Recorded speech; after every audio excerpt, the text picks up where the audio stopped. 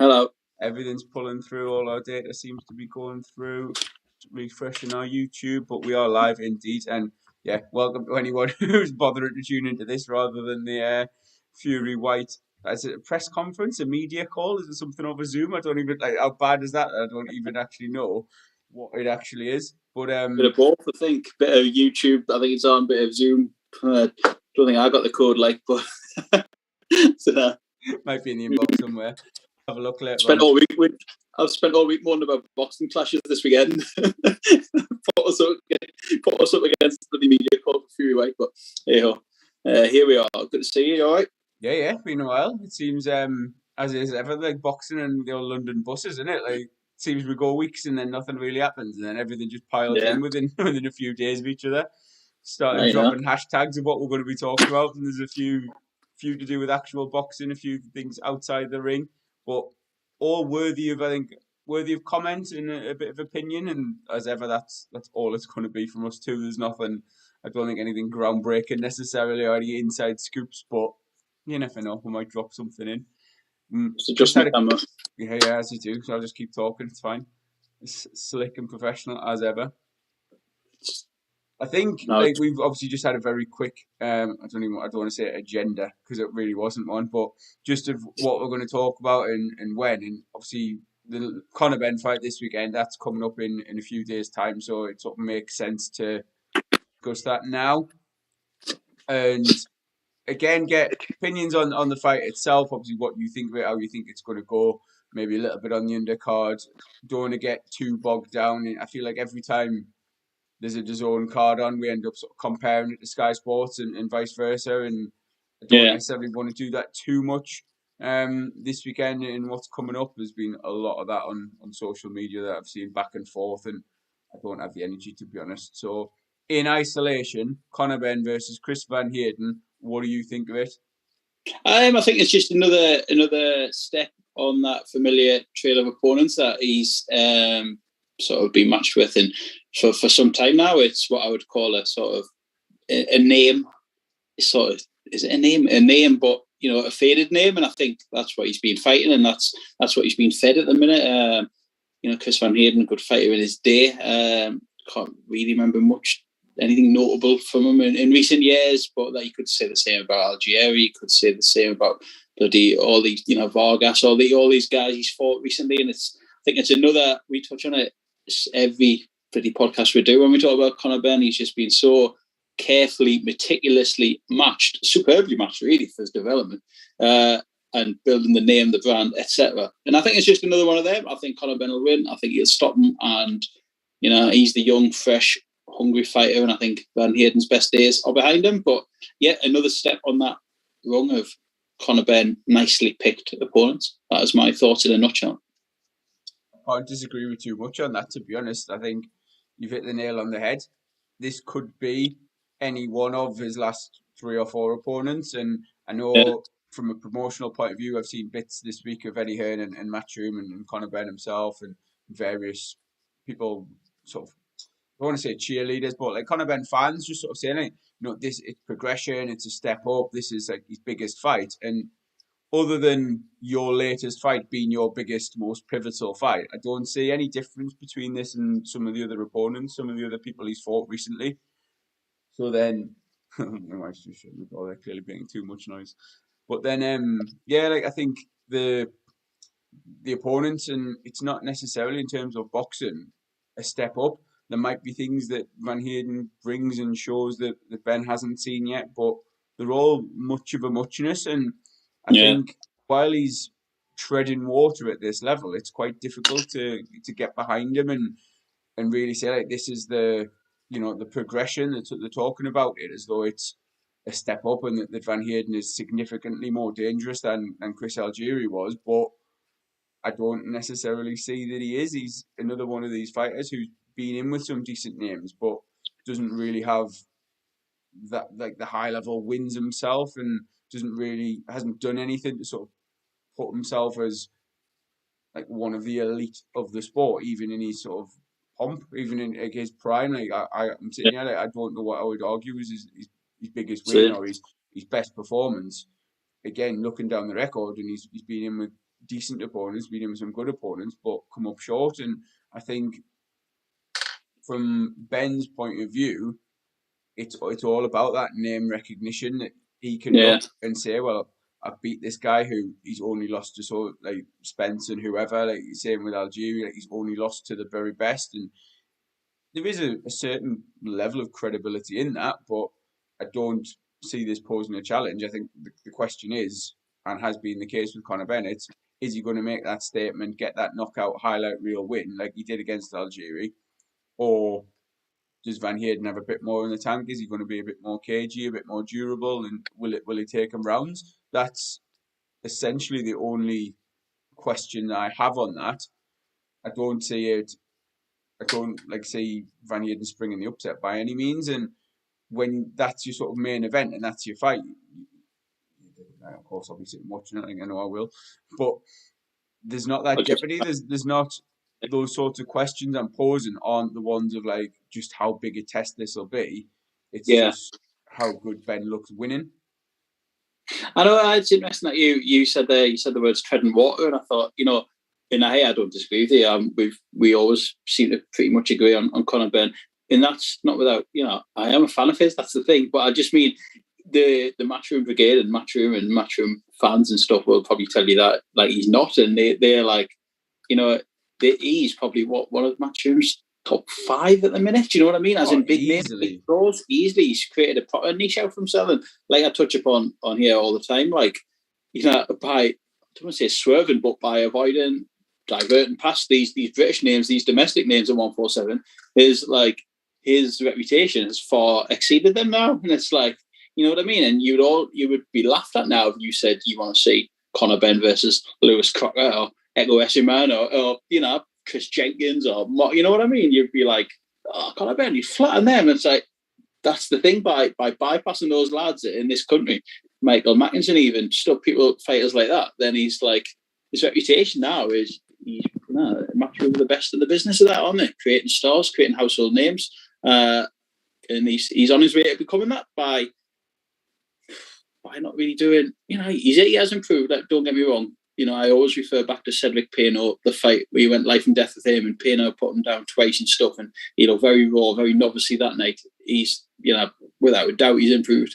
But still, there is, as I mentioned on Twitter today, a tinge of sadness on my part that we've never seen him yet in with he hasn't found his Groves de Gale yet, or his Bellew Cleverly, or someone like that, or a domestic fight yet that'll really get people going. Whether that comes down the line, whether that comes in the shape of David Diamanté, remains to be seen. I have my doubts, obviously, but I think that's a cracking fight. But there's loads of good fights out there for Conor Benn. Like, you can name 6, 7, 8 names that you'd like to see him in with, rather than these guys that he's currently being beaten. And I think there's a few things to pick out of that. I think, first of all, 1,000,000% Matchroom are the best in the business. Like, one of the bits I saw this week was Eddie Hearn sitting with Conor Benn saying that, like, the only person that's going to beat you is you, and getting carried away, that's like the biggest danger you've got. And he specifically, like, explicitly said, he was like, you've surpassed British level. You've proven that you're at that level. You've proven you're at European level, and now like you're getting to world level. And to the more casual fan, like, who will lap that up, it's perfect. It's then they're going away and they're going into work, whatever, telling the mates, oh, Conor Benn's like one of the best in the world, and he's ranked this, and this, like WBA or whatever. And like, it's textbook matchmaking, perfect career development. And from Benn's point of view, he's lived up to that too, because, as you say, the improvements he's made technically are unbelievable. He's come on leaps and bounds to even get to sort of where he is now, and be potentially talked about as getting him with like the top, well, arguably is top 10 in the world, like in terms of his rankings, in terms of the names on his record. They do compare very favourably. And I saw again a bit of back and forth with I think Carl Greaves has retweeted something about Avanesian, and a few fans going back and forth about it. And like, you look at Avanesian's sort of body of work compared to Benn's, and I saw that. It's very favourable to Conor Benn in terms of the guys he's beaten and who they've been in with, and all the things we've discussed already today. But like, the problem I have, and you can't really prove it, is that Avanesian, even Josh Kelly, who he beat, definitely McKinson, even like some of the British lads like Congo and Esserman, I would favour them if they were put in with Chris Algieri or Chris Van Heerden or Vargas or Formella. They would be going in as the favourites. So like, It's Congo name I forgot there. Yeah, I good shout. don't like. In terms of their ability now in 2022 and over the last couple of years when Benn's fought them, I don't think they've posed a bigger problem than those domestic and European fighters that we've just talked about, because I hate saying like they're not coming to win necessarily. They will be, obviously they'll believe they can win, they'll believe that, but I don't think they have the ambition of, you know, world title challengers like Van Heerden. I think he's fought once since 2019 or something. Yeah, exactly. His name looks all right, is it? Oh yeah, he's been in at a higher level than Benn has. So then Benn beats him, and they progress that way. And it's textbook. It's a perfect way of doing it. And as I say, I think these other fighters, it's almost irrelevant because you can't prove it. Like, but I would have favoured them to beat any of the names that Benn's been in with. Yet because of his profile, because the excitement he brings, he's bringing the knockouts, he's bringing the power, that rawness, almost a perceived vulnerability. Like people think if Benn gets caught and clipped, he can get hurt, and brings that excitement. Yeah. All of that and everything going on outside the ring contributes to the, I don't want to just say the hype, but the whole profile of Conor Benn. And I 100% think that these other fighters, these potential rivals, like they're a bit jealous of that, because they'll be looking, thinking like, here's Benn, here's a fighter I could beat. Like he's headlining shows on DAZN, not selling out arenas per se, but shifting lots of tickets and becoming this very popular, high-profile fighter. And yet they'll 100% believe they can beat him. Yet we know in boxing it's not fair. They're not getting that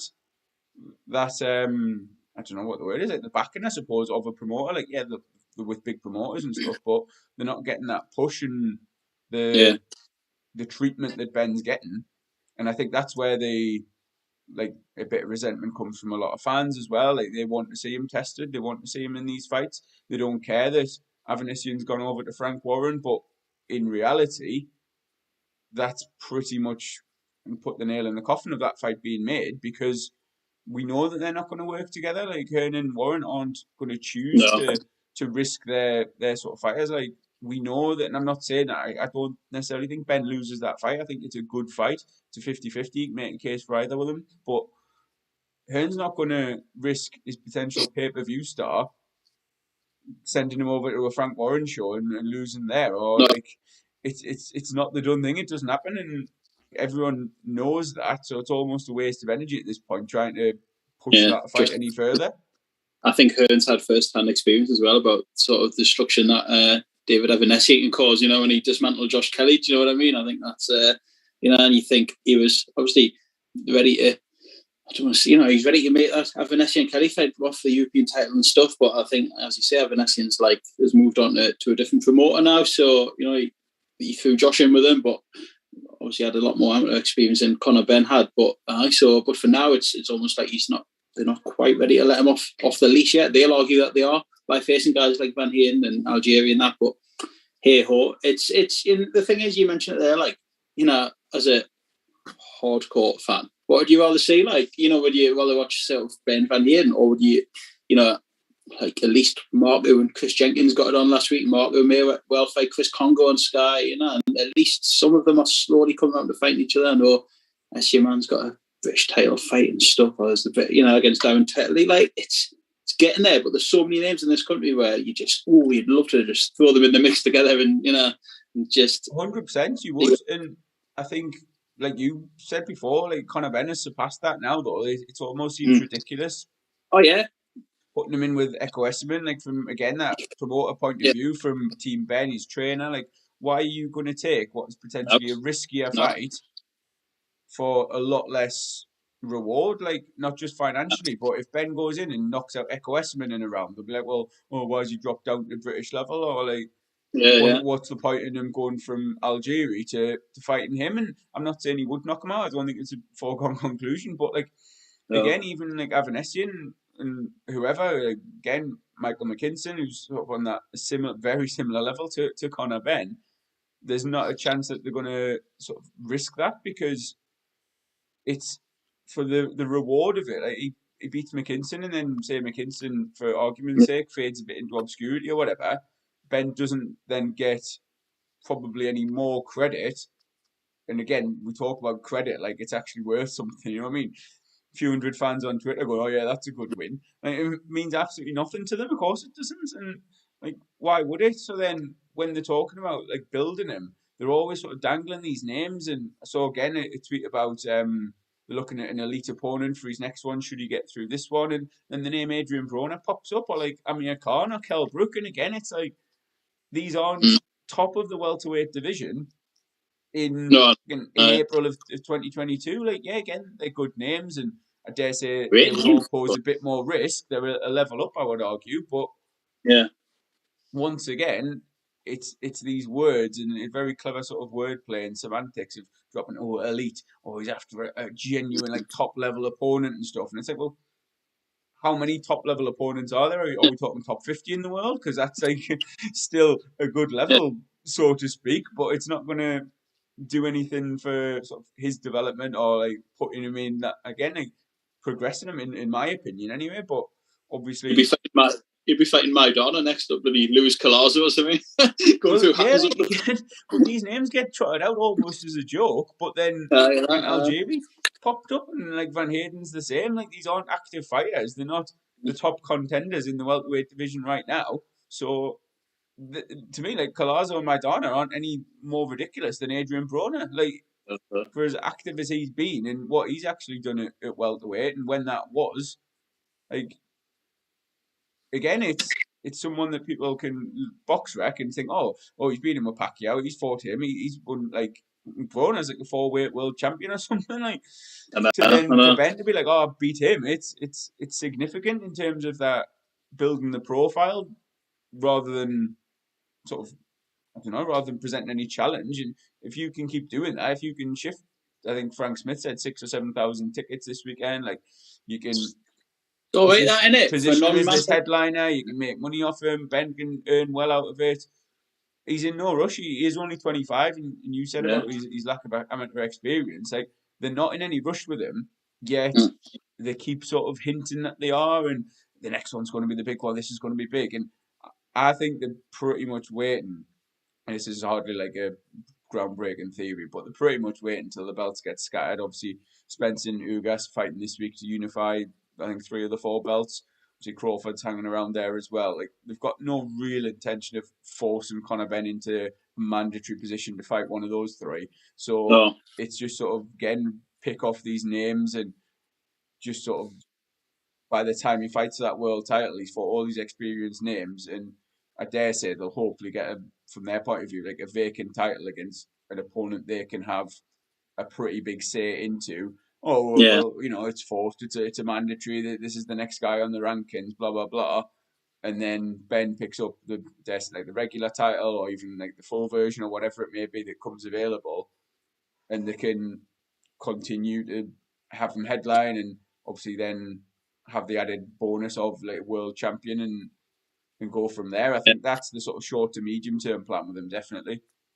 I agree with that as well. But like you said there, like nothing to be sniffed at 6,000 or 7,000 tickets for a non-Manchester fighter in Manchester. I think, like, with a poor to average undercard with not really many Manchesters. You know what I mean? I think that's cracking that. That shows the value of him. That shows his current value to Matchroom and his current stock and where he's currently at. Like, he's a name, and you know. Again, further highlights his popularity, as you just said there, his stock, like where he is with Matchroom, with boxing in this country right now.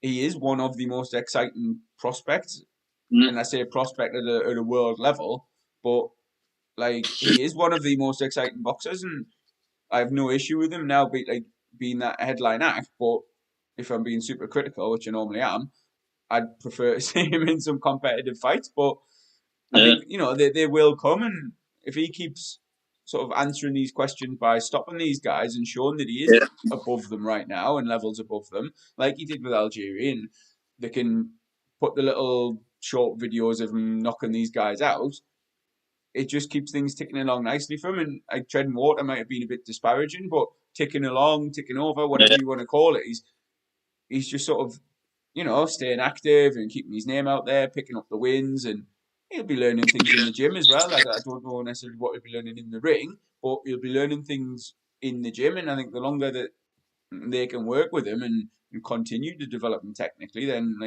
by the time he does get a world title shot, if that becomes the case, if that does happen, then he's going to be more ready for it now now than he was 5 fights ago, whatever, or might be another 2 or 3 fights before that happens, and he will be more prepared, he will be more ready. So I don't have an issue from their point of view of what they're doing with him, but it's hard to then, for me, to be like, this fight is more significant or better than anything that's come immediately before. No, I totally agree with you. Not enough hours in the day to look at everything that's happening this weekend, everything else, but I know there's we said you'd probably be watching Conor Benn, that's probably the one you'll go for, and that's the one we give most time to. There's a 3-way clash on Saturday night, which drives me potty when promoters do this and TV networks, especially when last weekend was completely blank. But you've got Conor Benn on DAZN, you've got the lightweight boxer tournament featuring Ryan Charlton and others on Sky, and you've got Jason Cunningham on BT Sport defending his belt. So 3-way clash there. You've got MTK Global, come on to them in a bit on Friday night with the British title on the line. Davin Gwynn, Luke Willis Friday night. So a busy weekend of domestic boxing as well. And as you said, Spence Ugas in a big clash at welterweight as well. But again, not enough hours in the day to talk about all them. But 3-way clash, just mental. Like, you've got a lot. You've got an extended bank holiday weekend though. You've got Thursday night tonight. You've got Good Friday, Friday, Saturday, Sunday, Monday. 3 big promoters in this country have put shows on the Saturday. It's like, drives me mad. When last weekend was completely blank, like no one's, annoying, but it's what it is. And dare I say, like, obviously, like, you can record stuff off TV and that now, of course you can, but I think with DAZN, because it's so good to watch on catch up and like not have spoilers, it then sometimes means I don't watch their stuff live on the Saturday, and I find it easier to watch theirs on the Sunday morning to catch up. Like, I don't know how that will impact their viewing figures and stuff, but I don't know if people are similar, or they're just going to, like, obviously pick and choose, and like, you hope on a Saturday night that the sort of fights you're bothered about don't necessarily clash, and you can swap between, you know what I mean, you can swap between the events. But it is, as you say, it's frustrating, and it shows, again, like, highlights the sort of fractured nature, the fragmented beast that is boxing. It's funny because, like, I always would go for DAZN because I feel like I need to justify me $7.99 a month, not like, but then forgetting, like, I pay for BT Sport, I pay for Sky Sport. But again, we're not going to get into platforms and all that, because we seem, as I say, I feel like we do it all the time. But like with BT Sport, you can watch the Champions League or the football, and you think, oh well, I've caught up. Like, we watch the MotoGP and stuff, so it's like, oh, I don't feel as pressured by myself to sit and watch boxing on BT Sport. But then with DAZN, I'm literally paying for it just for that matchroom boxing content. So I feel like I need to try and catch up on as much as possible just to make it worth that £8. I thought the Champions League this week anyway sort of more than justified my BT Sport subscription. 2 eventful games in more different ways. But anyway, it's not a football podcast. What happened to the Champions League? Anyway, moving on. Nicely wrapped up on Conor Benn. I think we both sing from the same hymn sheet on him. Moving on. As if there hasn't been a big story this week. Not really to talk about, is there? No one person in particular. I don't know what you're on about. I feel like I need to wind you up and just let you go on this, but then we could have a potential lawsuit on our hands. So maybe we won't go down that route. But obviously, go on. Yeah. Well, obviously we're talking about certain Daniel Kinahan, aren't we? And his name has reared its head once again this week in British and worldwide boxing, really. Seems to be more serious than ever. Like, this announcement has really got people going, and, sanctioned by the US government, if anyone's been under a rock this week. A whole list of sanctions and, threats and bounties on his head and everything. And, so it's cast its eye over Pro Bellum and MTK and his involvement with fighters at home and abroad. So he's back. Not that he's ever gone away, and I think that's one of our arguments that, again, if you have been living under a rock for the last, I don't know, we started this 2015, it's now 2022. It doesn't take a genius to work out who's been or is/was behind MTK Global and Probellum, does it? But his name is back on the front pages and the back pages again this week, and he seems to whip everyone into a frenzy when it comes around. And is it same as it ever was? Is it this? This does seem like a very significant development, and so maybe he's going to watch his space. It's going to be interesting to see how it plays out, and interesting to see who has questions to answer. At some point in the future, maybe. I don't know. It's all hypothetical at this stage. He's still in Dubai, we believe. You know what I mean? And Probellum and MTK have both come out and released statements distancing themselves from him, as seems to be the norm when his name gets mentioned. So here we are. I think I'm chucking some sort of disclaimer that anything we're talking about is obviously alleged at this point, but I don't know whether you need to necessarily do that or not, because obviously it seems to have taken a shift for me. Now, I've obviously tried to read little bits, and I've watched a couple of videos. I know Martin at New Age Boxing did a bit on pitch boxing with I think it was Kieran Cunningham, chief sports journalist for the Irish Daily Star. And he was saying, I know there's been a few journalists in particular, obviously in Ireland, really sort of I don't know how to word it, but trying to promote and being constant with their obviously criticism of Daniel Kinahan's involvement in boxing and very vocal about it. And there seems to be a bit of a shift with this latest sanction being put in place because it's the US government. What he was saying was that basically there's been sort of efforts in the past from Ireland, from the UK, and indeed Spain to try and extradite Daniel Kinahan from his current, again, I don't know this for a fact, current location in Dubai, but it's not been reciprocated. Whereas because America are getting involved now, there may be a bit more action taking place. So I think with that in mind, that if something comes of it, it could have really big, long-lasting repercussions throughout boxing, because by all accounts, it is rumoured that Daniel Kinahan has a huge reach within boxing. He represents, in some way, shape or form, hundreds, potentially thousands of professional boxers. And from what you mentioned at the start of, when we first started covering BBB, even before then, he was sort of rumoured to be involved with the initial MGM Marbella, wasn't it? It was him and Matt Macklin were reportedly friendly or close friends, and they'd set up the thing together. And again, I don't remember, and I'm not dismissing this by any means, I don't remember there being too much of a sort of uproar. There may well have been, and again, it might have been this sort of, reported of what he's alleged to have done, what's gone on, and this talking about crime cartels and all sorts going on. But the nature of boxing has unfortunately lent itself to someone like Kinahan being able to become involved in right up to the highest level. Highest.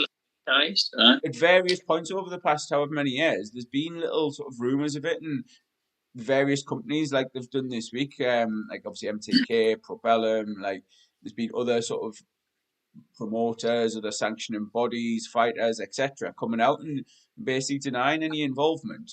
But then there almost seems to be various points throughout the timeline where there's almost U-turns on it, and it's are they sort of just dipping their toes into the water to try and make it public? I don't know the bloke, despite what people on Twitter were saying about us potentially, being in bed with or under the influence of or whatever.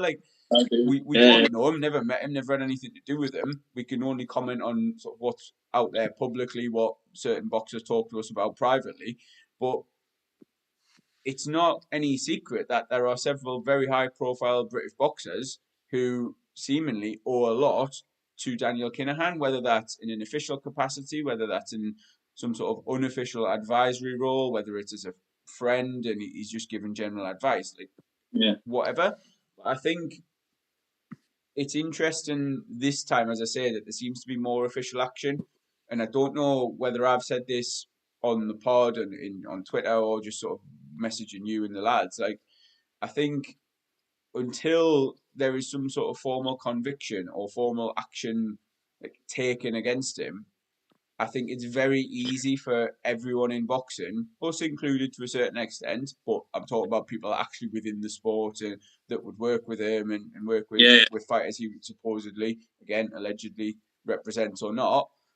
It's very easy for everyone to just bury their head in the sand because of how fragmented the sport is. And it's now at the point where, like, if you look at however many boxers are MTK or Probellum more recently, they have a huge reach within the sport.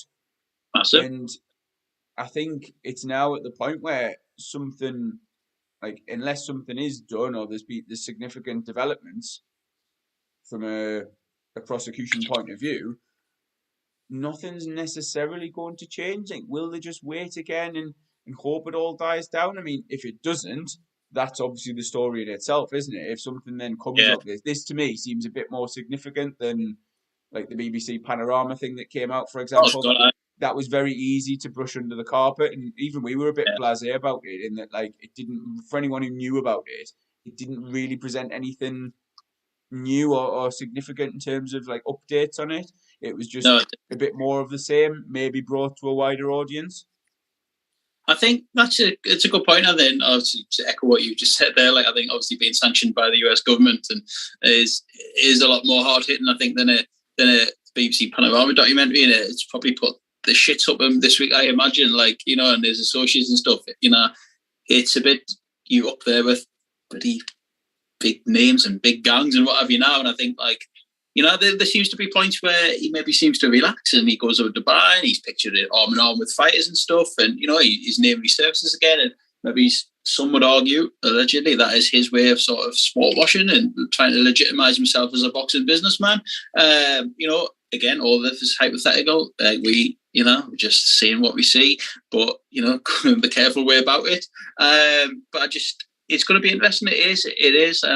You know, obviously is, again, alleged his biggest client or advisor or whatever you want to call him has got a massive fight at Wembley Stadium next week in front of 94,000. Tyson Fury, public records on Instagram, Twitter, name checking Daniel Kinahan, you know, over the years. So they're probably still all there for people to see, I'm sure.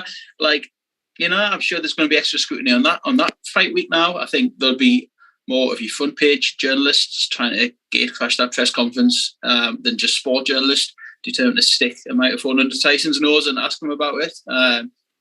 You know, maybe Frank Warren as well. And there is that, you know, thing that you hear, like, being in boxing or fringe media or whatever, you hear things secondhand. And there's that thing where you hear, you know, without him, like, how ingrained is he? How ingrained now MTK Global and Probellum in British boxing and worldwide boxing? You'd have to say very, like, could it exist without them? And it's like, honestly, if he's Tyson Fury, the biggest fighter in the country, Joshua has been linked closely to them this week. You just think, I don't know, it's as easy as pulling the plug on them and fighters just find other management and off you go. I don't know. Like, they've got close links with Frank Warren, with Eddie Hearn, like, you know, some of Matchroom's biggest fighters are managed by MTK, advised by them. Like, a lot of people could be asked questions about this in the next few weeks and months and have hard-hitting questions to answer and decisions to make. Again, you know, if anything comes of it, who knows? I think you've, again, whether you meant to or not, but you've alluded there to, like, the word sport washing, and that's essentially what it is, because initially, or during one of the previous times that Daniel Kinahan was mentioned publicly by boxers, was with Tyson Fury, and it was when the Joshua fight had been made, and Fury came out, didn't he, with a little video and tweets and stuff saying, like, this fight could not have been made without Daniel Kinahan, and, like, he, you know, he's my advisor, whatever, he's helped get this done. And then I think the other sort of parties, Matchroom in particular, was sort of like, well, you know, it's not down to us, like, who is representing Tyson Fury, that we've got to deal with other fighters and their advisors and different things like that. And again, I think that's been sort of testament of what a lot of people in boxing, whether the media, the promoters, the boxers, and like what they've done about it or not done about it. And again, I'm sort of referring to us on the fringe media side of things as well, because it's almost just accepted, and like whether that's right or wrong, that's yeah. very much up for debate, and I can definitely see why people would criticize that, because it's almost that separation, isn't it? You like John O'Carroll today, for example, in the last couple of days, like he's been sort of doubling down on his defence, and people were openly asking him about like all these crimes and being accused of murder and God knows what else. And Yeah. John O'Carroll's like, yeah, well, I don't know about that. Like he's been good to me. He's always been sound with me. Yeah. And that in a nutshell, and I'm picking on one example there, but that in a nutshell is why boxing has been so ripe to this sort of thing, because like morally, the sport is often an absolute cesspit. Like there's no way around that. Like you've got a lot of individuals and huge general sweeping statements here that will come from these broken backgrounds. They'll be, they'll know people that are involved in drugs and it's on some level. And I dare say that they won't be bothered by it necessarily in the way that your man on the street would, and that in itself like helps that sort of thing. I think from our point of view, like again, it seems like it's almost, I need to be careful what I'm saying, but like it's almost comparable with like drugs cheats in the sport, and to the point of like dodgy refereeing decisions and judging decisions and stuff.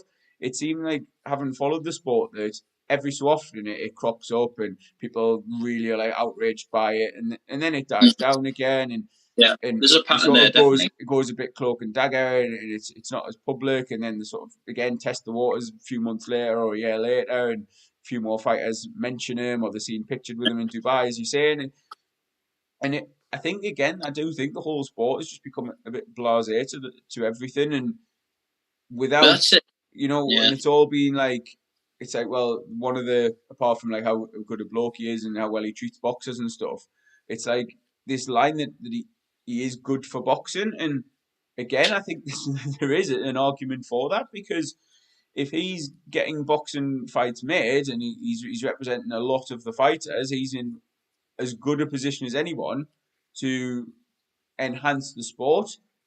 What you then got to ask is, do the end or the alleged ends justify the means? And obviously, I'm not one to sit and answer. I don't know is the answer.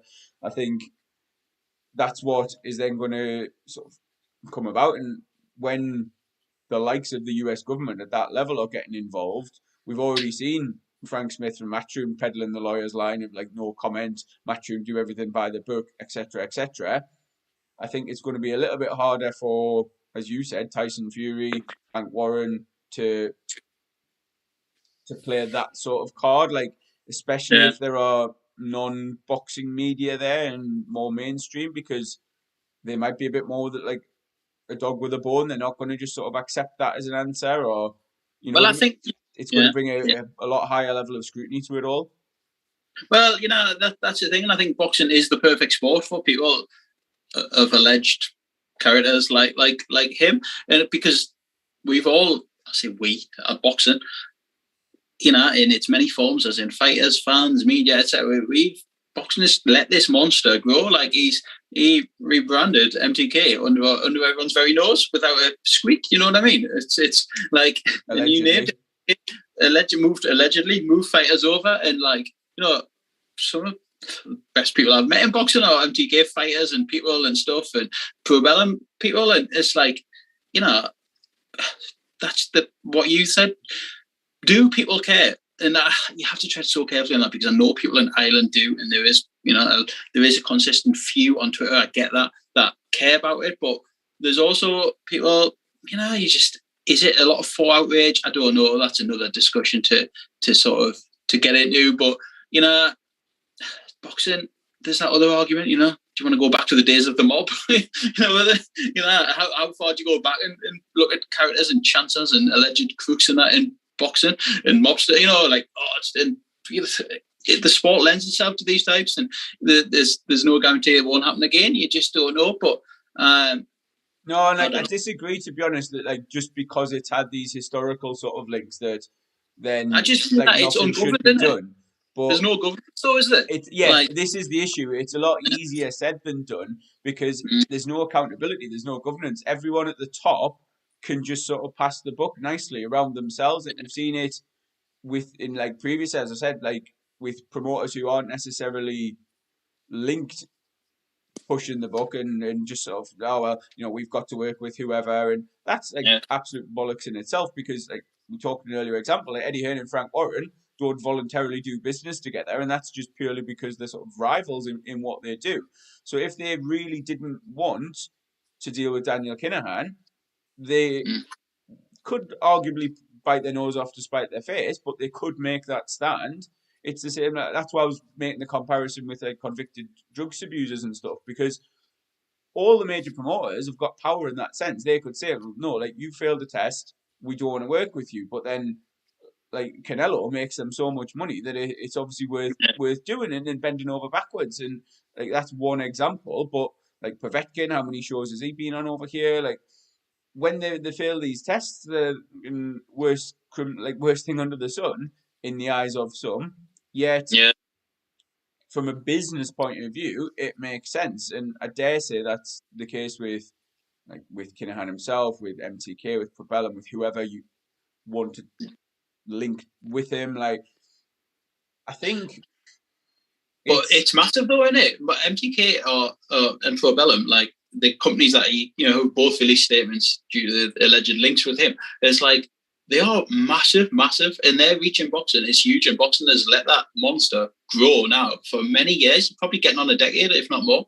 And it's like, as the ship's probably sailed. You know what I mean? Like the biggest country are MTK fighters, and if you're going to blackball them and blacklist them, then it hasn't happened yet, has it? And it doesn't seem to be happening. This is why I said about biting the nose off to spite the face, because it would be an incredibly bold and tough thing to do. Now, it's obviously already started a little bit, if like with Top Rank and whatever, having said that like they're having no sort of deal with Probellum, but then Probellum have come out and said, well, we didn't have any sort of deal anyway.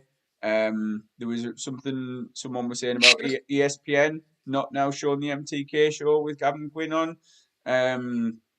Well, Boy Aaron was on the Panorama doc, wasn't he? It's speaking highly of Daniel Kinahan, and he's quickly changed his tune. Well, on the surface, he's changed his tune. This is what I mean. I think it's taken something official, some sort of official sanction. Again, I don't want to make light of any current situations going on in the world, but like you look at Russia and Ukraine, I dare say 99% of those that are now sanctioning Russia would have suspected on some level or knew that Putin was up to no good. Like how many Russian oligarchs and stuff have apparently backed our government and all the rest. All of this has gone on for years and years and years and years. Well, and now suddenly there's like this, obviously because of these like official, more publicly, I think is the case, like broken international law. Then they've got that excuse to go after them, so they can all turn around and say, well, actually, no, we're not dealing with Russia. We're going to stop sending money. We're going to stop buying goods from Russia, blah, blah, blah. And they can all now jump on that side of things, which is why I think this could potentially get that ball rolling. And whether boxing is the same after it, I don't know, because depending on where you think MTK and Probellum fighters get their money from, if that money were to dry up, then that's going to leave a massive hole, because it's not going to just be a case of those boxers escape their contracts or get released or whatever, go back to Matchroom in some cases, sign with Frank Warren, whoever. Like, yeah, there are other boxing promoters out there, of course there are, but I don't think there are too many out there with the money to hoover up what is almost all of the best talent. Like, you look at for example, I'm just trying to think of a recent example, and again, got to be careful because Conor Boxing have released a statement saying that they're like not involved with MTK or Kinahan. Yet I don't feel bad saying that I would have, until I'd seen that statement, I was under no illusion that they were still sort of working with MTK and that there'd be no official documentation to that.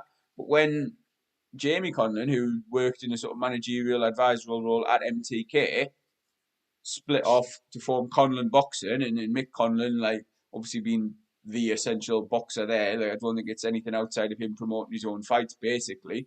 But I wouldn't have blinked twice if you'd said, "Oh, that's like Daniel Kinahan, or that's a branch of MTK, or that's something to do with the Probellum split, or whatever." And Yes. if that's not the case, and I need to be very careful what I'm saying, if that's not the case, then like so be it. But him and then You would Lee assume there's going Wood to be both separation, though. You know what I mean? headlining a matchroom show. You've got Lee Yeah. Wood training out of the MTK Performance Centre under Ben Davison, who's obviously MTK sort of de facto trainer, training Josh Taylor, like obviously Pat McCormack, Luke McCormack, Mark Dickinson, like lots of MTK affiliated fighters. Ben Davison being a very, very public friend, fan of Daniel Kinahan in the past, it's not hard to see where these sort of informal links get made. And just what Yeah. you were saying, and that's like as a boxing fan, you think, oh, I'm going to tune into the Matchroom show, yet that potentially has Kinahan links all the way through, like to the top of the card. At what point are you bothered or so outraged by Daniel Kinahan's involvement in the sport that you then draw the line and think, well, right, I'm not going to watch any of his fight? And that's just from a fan point of view. That's probably even harder from a promoter's point of view, or a manager or a trainer's point of view. I know. But then, like, you look at, but they've both released statements, and obviously there's going to be degrees of separation, isn't there? And I think these are the things that how it's going to be interesting to see how it does play out and if any links are proven. But MTK and Probellum have obviously both released statements in the last 2 days, and I guess for now nothing changes, same as it ever was. And they've released the statements, and on we go. MTK show tomorrow night, Probellum show next Friday night. You have to take them statements as word and see what happens now. It's not necessarily it's not just that from a fan's point of view, taking them as word. You can be as cynical and as dubious about those statements as you want, but from that legal point of view, if there is no paper trail, if there's no link back to Daniel Kinahan, because let's be clear, like, to be a boxing advisor or whatever it may be, to tell a fighter, oh, I think you should take this fight, or you should hold out for this money, or again, I'm totally speculating here, I'll give you this amount, or I'll loan you this, or whatever. You don't need a British Boxing Board of Control license. You don't need to be licensed as a boxing trainer, a manager, whatever. So you're not really punishable by the sport of boxing. So I dare say, like, it's going to be... Is anyone punishable by the sport of boxing? Well, gets punished now.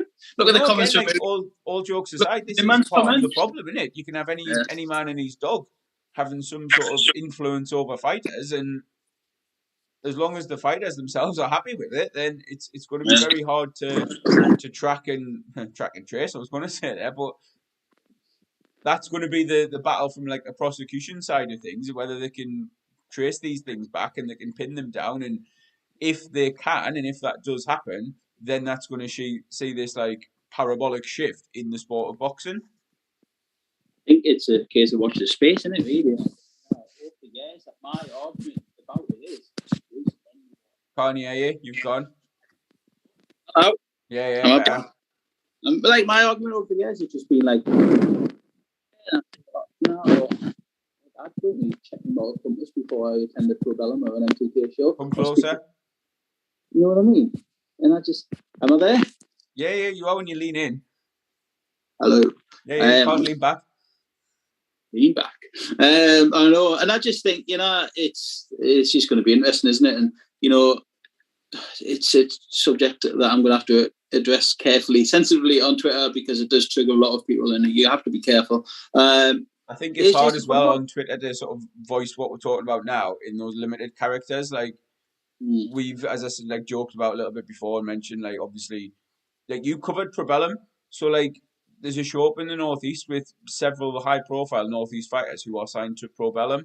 So, like, if we were that sort of outraged at this potential involvement of Kinahan, do we then say, well, actually, no, we're not going to cover this? And it's not, like, to be honest with us, it's not even about getting the clicks or the attention, really, because we don't do it in that sort of bigger numbers to even make a difference. It's just about covering like fighters we know personally, and wanting to like interview them, wanting to chat to them, go to the show, etc. But then I think, like, you've obviously messaged me about this before, haven't you? Like, I think other than an outlet like ours or even the bigger ones, do they just ask the questions? Do they like ask about the involvement and then move on and do like an interview with, say, the likes of Lewis Ritson, Troy Williamson, whoever, like we would do? Do they ask every time they interview these Probellum or MTK fighters about Kinahan's involvement? Is that something that they do consistently? And I don't know. It's hard. It's almost the whataboutery, but then it's also like being consistent with your approach and like, your feelings on the matter. I think there's a lot of similarities, right, to a point, and I'm not saying to the like Newcastle United takeover that we've just witnessed in as Newcastle fans, and it's that line between sport and morals. Do you know what I mean? And what journalists and people class as sport washing, and Eddie Howe gets it on a weekly basis at his press conferences, and it's died down a bit recently, but I have no doubt that if Newcastle become good and successful and win things, it'll increase ever more because people don't want the Saudis in football because they don't like what they stand for. And that again links back to some of these examples of the fighters that are like championing Kinahan's involvement in the sport and in their careers. They're the ones that are saying like, and like John O'Carroll is, as I say, it's almost like respect him for his honesty. It doesn't paint him in a good light morally, but then a lot of boxing and boxers aren't like moral people. Like that sounds horrible, weird to say, but like for him to be literally just saying like I don't care what he's being accused of and what he's up to. Like I'd have to read the tweets to get it, word for word. But for him to be like, well, actually, I don't care about any of that because he's treated me well. It's like that's where it's totally skewed, and as I say, that's where sport washing becomes so effective because like the Saudi government, for all the things they've been accused of, like now have like thousands of Newcastle fans defending them on Twitter and stuff, and like as much as I love Newcastle, it's baffling to see, and again, it might be hypocritical. Like I can sit here and criticize the government and criticize what they've been accused of, etc., etc. But I'll still be in the queue for my season ticket next season, trying to get back in the ground. Like, are you gonna try? Like, 100%, I like. But guys, I need to tell the wife that, boy. Like, but that's like again, joking aside, that's the sort of the nature of it and why sport washing is so effective. And as I said earlier, why boxing is the perfect target for that. Yeah.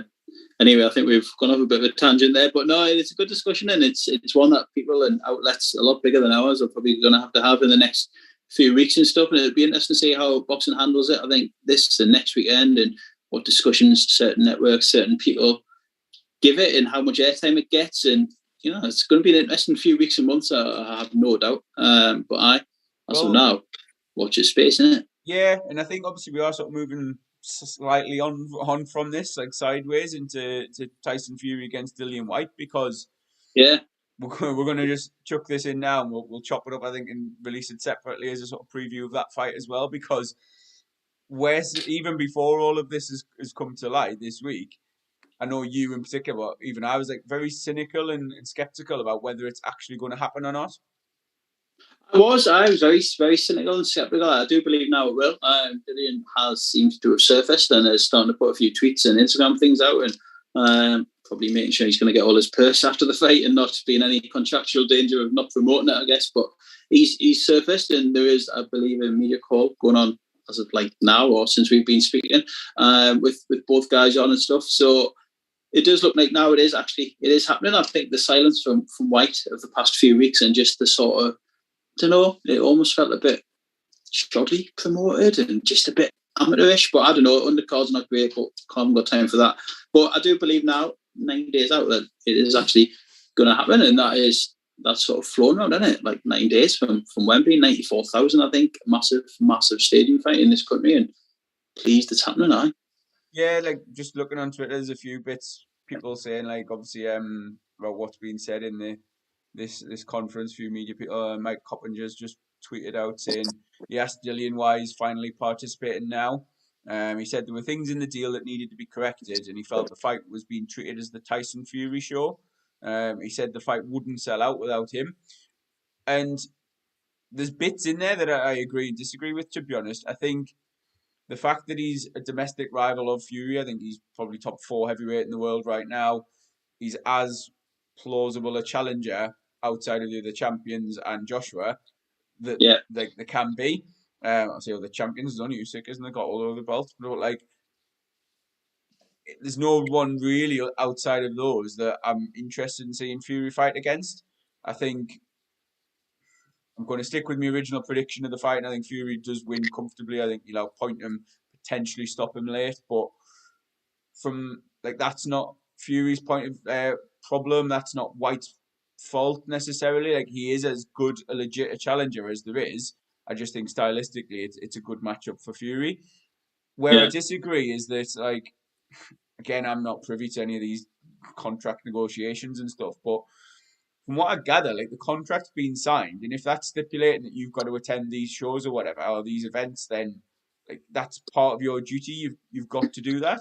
If it's not in there, then he's well within his rights to sack it off because he's getting a flat fee for this fight. He's not set to get any more money if the more views it does, etc. I mean, Sure. that's then up to him whether he wants to put in the hard yards of the press conferences and the build up in the hope that more people will tune in and see him become heavyweight champion of the world from his like point of view.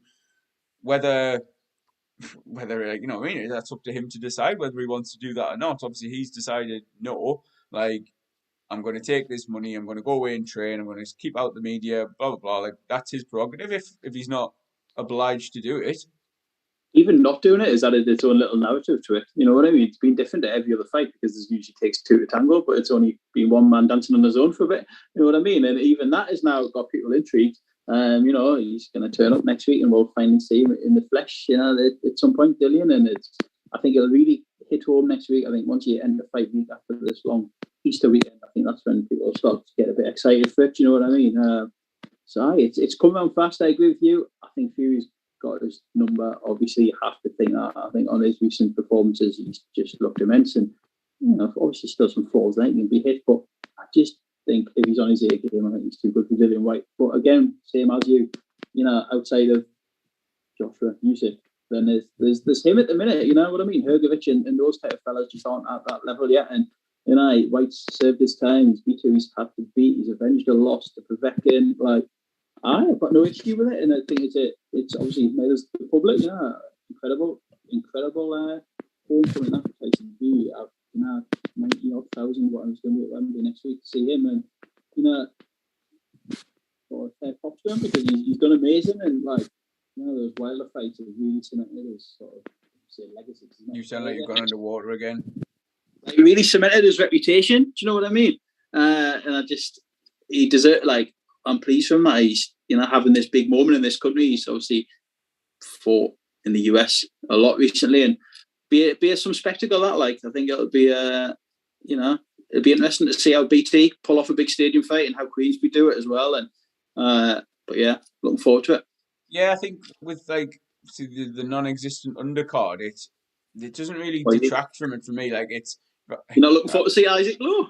I'm was it low ball? Someone tweeted out that it was that's what Dillian thought of his offer.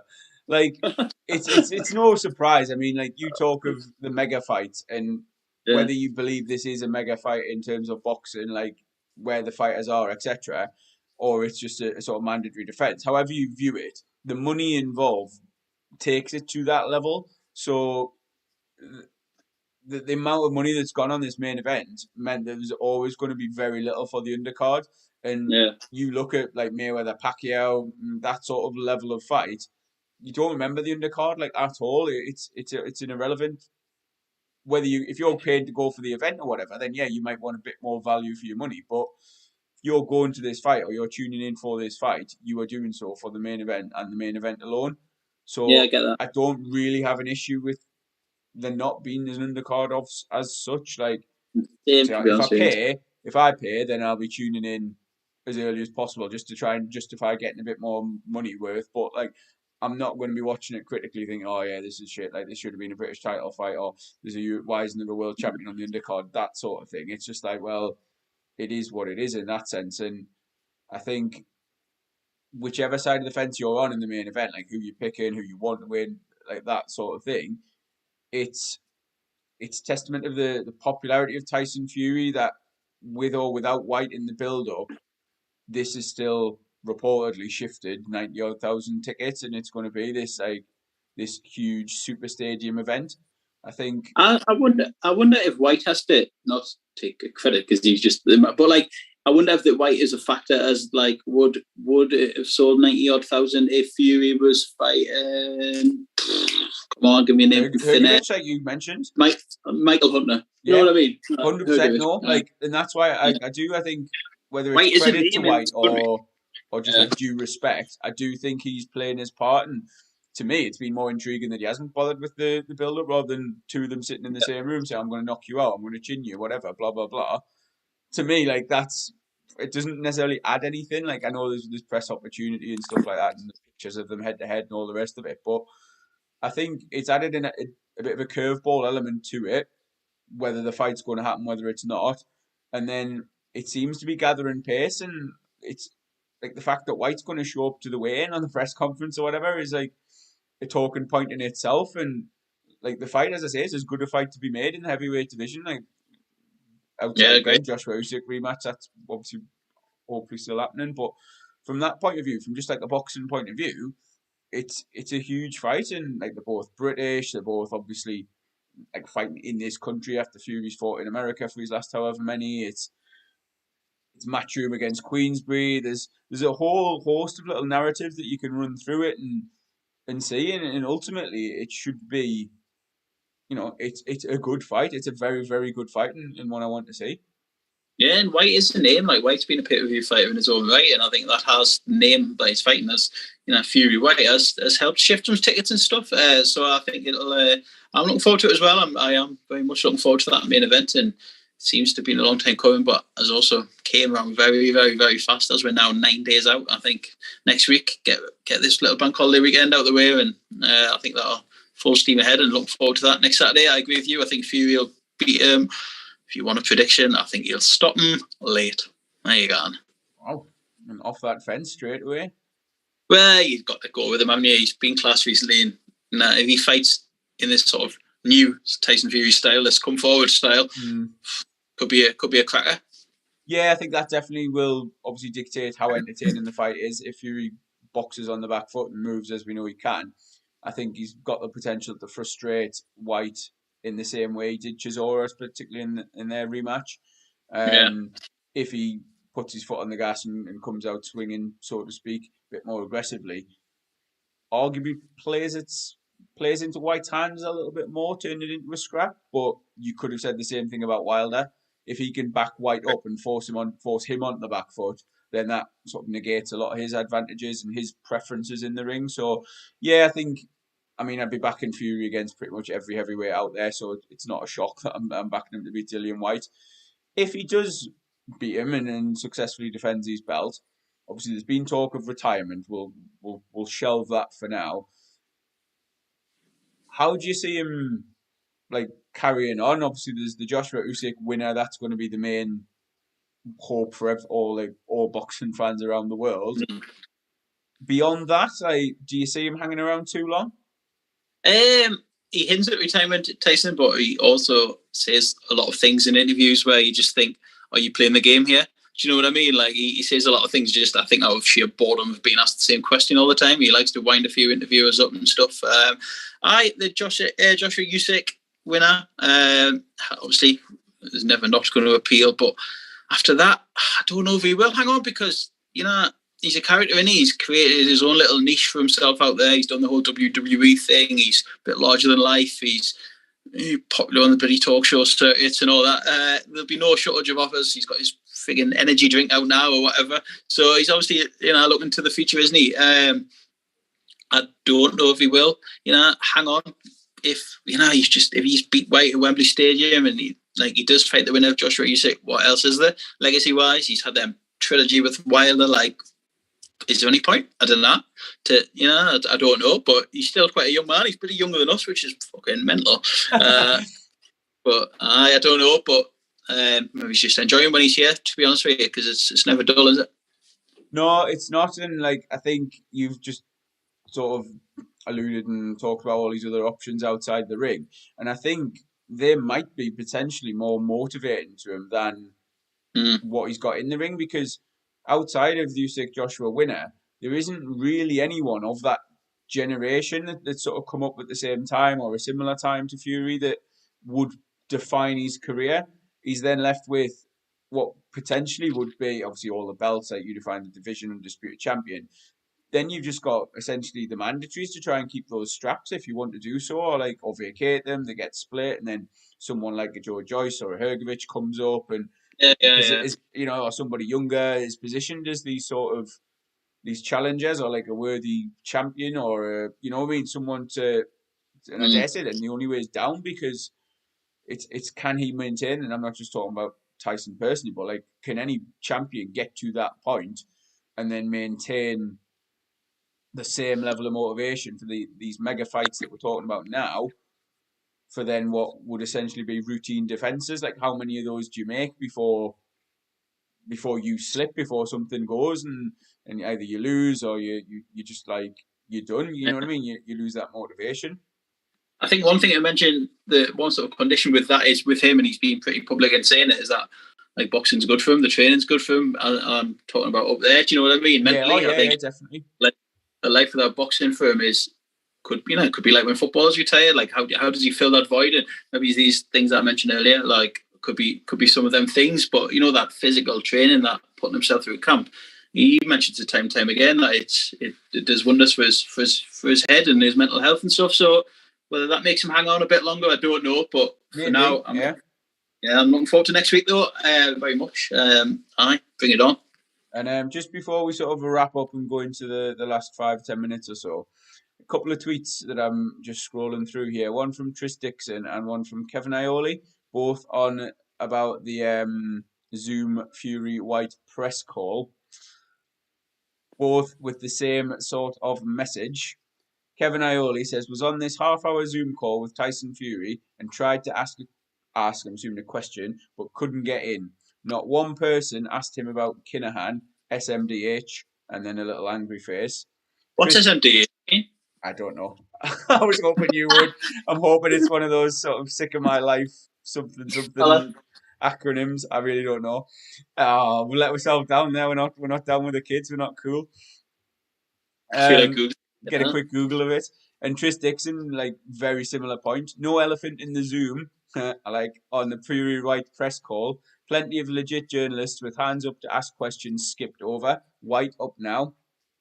I think that'll be the narrative for the next week. That'll be the pattern that plays out. That's a lot easier done on Zoom though than in person.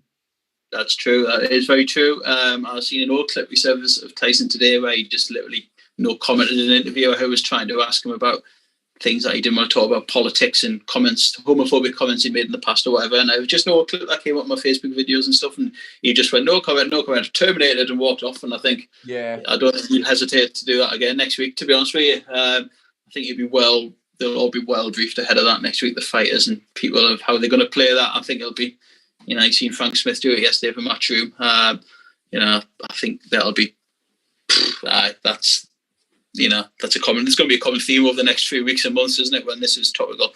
But I can't expect anyone who's going to play it any other way than that, or just saying we follow the rules. Bye. You know what I mean? I don't think anyone. The legal team's hands standing over you and stuff. But no surprise there. Nah, none whatsoever. Look, like, disappointing, but again, how often do we say that about boxing? Disappointing, but not surprising. Yeah, exactly, man. Anything else? Well, on our little thumbnail, I have hashtagged David Diamanté, and I know you've been absolutely fascinated by everything that's gone on with him in the last few months. So, for anyone who's not aware, he was he made it public that he was in a motorcycle accident. When was this now? Like, Number 21. End of last year. And back end. Since then, again, take everything on social media with a pinch of salt, everything you see online. There's been so many different, I don't know what to say, different versions of what has actually happened. And the amount of screenshots you've sent me, just absolutely confused by it all. Basically, with people doubting that it actually happened, and in some cases sort of digging out different, was it medical records of crashes and road traffic accidents in that area and all on that date and stuff. And saying that it hadn't happened. And then, like, this week on Twitter, it's just seemingly gone up a notch. Yeah, he seems to. Honestly, it's gone mental. Just bizarre. I don't even know if any of it matters really, but as a public figure, and telling the world that you've been involved in a motorcycle crash, I guess you're going to get that scrutiny, aren't you? Do you know what I mean? You've made it, you've put it out there for people to sort of feed on, and people are looking into it, and it's fascinating in an only like American type of way, I guess. And I've seen videos of scans of doctors and it's just so weird that he's just probably doubled down on it in the last few days. Whether it happened or not, there was another version of a crash that he had in 2017, and then 2 days later he was back announcing at the bloody basketball game or whatever, and again another life-threatening crash, and everyone was just again it's a bit, I don't want to say fun because it could be a bloke's health you're talking about, but on Twitter the rabbit hole is well and truly open, like, and yeah, it's just I just have a look on there and see what you think. And it looked legit. What can I say? He was literally showing people the scars on his back and stuff, and there's people apologising. Sorry, David, I got this wrong. I haven't quite done that yet, but you weren't specifically digging him out saying that he was lying about it. Whereas I think a few people, or quite a lot of people, were. He was moving quite well, put it that way, for a man that had just had a serious paralysed and all that. They're the words you used anyway, but. I don't know if any of it matters, but as a public figure, when you're putting things out there, you're obviously going to get a bit of scrutiny, and you can't escape anyone on Twitter these days. So make up your own minds, really. Have a look, have a watch. It's interesting. As I said to you, just another day in boxing Twitter, isn't it? It's not a world that we know. Do you know what I mean? I think in sort of the patient confidentiality type of way that you get over here in the NHS, and that, as I said to you before, that sort of stiff upper lip Britishness, and that I'd be very.